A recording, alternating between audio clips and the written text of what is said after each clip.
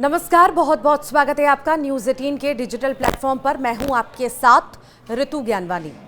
Israel के प्रधानमंत्री Benjamin Netanyahu ने अब कसम खा ली है कि वो पूरे गाजा पर कब्जा करने जा रहे हैं, लेकिन अब ये इतना आसान नहीं होगा क्योंकि इजराइल के ही साथी देशों ने अब उसके ऊपर युद्ध बंद करने का दबाव डालना भी शुरू कर दिया है।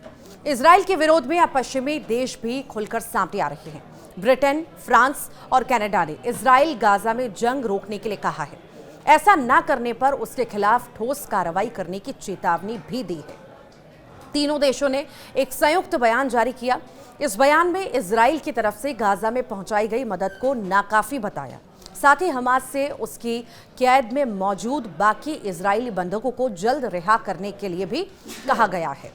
इजराइल की सेना ने पूरे शहर को युद्ध क्षेत्र घोषित कर दिया। इजराइल का हमला लगातार जारी है और इजराइल के वित्त मंत्री बेजलेल स्मोट्रिच ने कहा है कि इजराइल की सेना फिलिस्तीनी गाजा के अवशेषों को मिटा देगी। इधर इजरायली पीएम बेंजामिन नेतन्याहू ने तीनों देशों के खिलाफ पलटवार भी किया।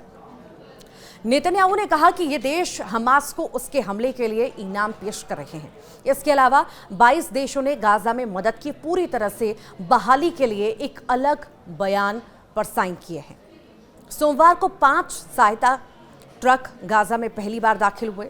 इजराइल के पीएम नेतन्याहू ने गाजा में सीमित मात्रा में खाद्य सामग्री भेजने की इजाजत दे दी है। इजराइल ने 2 मार्च से गाजा में खाने पीने की चीजों के आने पर रोक लगा दी थी। और टाइम्स ऑफ इजराइल की रिपोर्ट के मुताबिक इजराइल की वॉर कैबिनेट ने सैन्य अधिकारियों की सलाह पर रविवार को यह फैसला किया। हालांकि कैबिनेट में इसे लेकर वोटिंग नहीं कराई गई क्योंकि कई मंत्री इस फैसले के खिलाफ थे। पिछले 2.5 महीने में गाजा में यूएन और बाकी एजेंसियों के खाद्य भंडार पूरी तरह से खत्म हो गए हैं।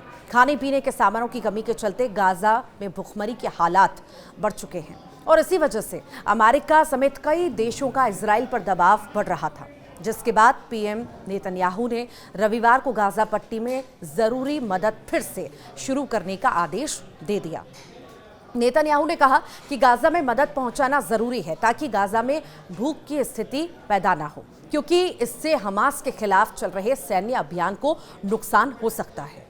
उन्होंने कहा कि इजराइल ये सुनिश्चित करेगा कि मदद सिर्फ जरूरतमंद लोगों तक पहुंचे और हमास को न मिले। जानकारी के मुताबिक गाजा में फिलहाल 1 हफ्ते के लिए मदद पहुंचाई जाएगी और इस दौरान इजराइल गाजा में खाना बांटने के लिए नए वितरण केंद्र बनाएगा।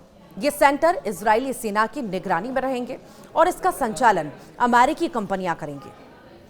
इस बीच इजराइल के हमलों में एक सप्ताह में करीब 464 फिलिस्तीन मारे गए हैं।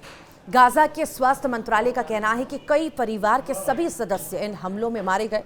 अल जजीरा की रिपोर्ट के मुताबिक सिर्फ रविवार को इजरायली हमले में 151 लोगों की मौत हो गई। इजरायली सेना ने बताया कि उन्होंने गाजा में बड़े पैमाने पर जमीनी अभियान शुरू किया और इसके तहत उन्होंने पिछले सप्ताह 670 से ज़्यादा हमास ठिकानों पर हमला कर दिया और इजराइल ने हमलों में गाजा पट्टी के क्षतिग्रस्त अस्पतालों को भी निशाना बनाया, जिससे गाजा के अंदर युद्ध से मरने वालों की कुल संख्या 53,486 हो गई है, जिनमें से अधिकांश नागरिक हैं।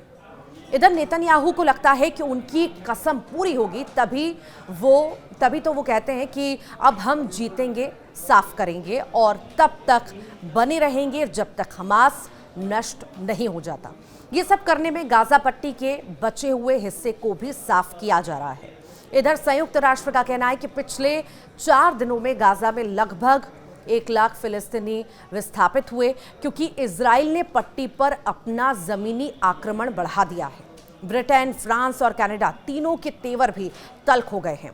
तीनों देशों ने एक संयुक्त बयान में कहा कि जब तक नेतन्याहू सरकार ऐसी गंभीर कार्रवाइयां करेगा तब तक हम चुप नहीं बैठेंगे। अगर इजराइल नए सिरे से सैन्य हमले को नहीं रोकता है और मानवीय सहायता पर अपने प्रतिबंध नहीं हटाता है तो हम प्रतिक्रिया में आगे ठोस कार्रवाई करेंगे। इन देशों ने प्रतिक्रिया के रूप में इजराइल पर सैंक्शन यानी प्रतिबंध लगाने तक की धमकी अब दे डाली है। गाजा में इजराइल के सैन्य अभियानों के विस्तार पर यूनाइटेड किंगडम, फ्रांस और कनाडा के कड़े विरोध के बाद बेंजामिन नेतन्याहू ने उन देशों और उनके नेताओं की तीखी आलोचना की है।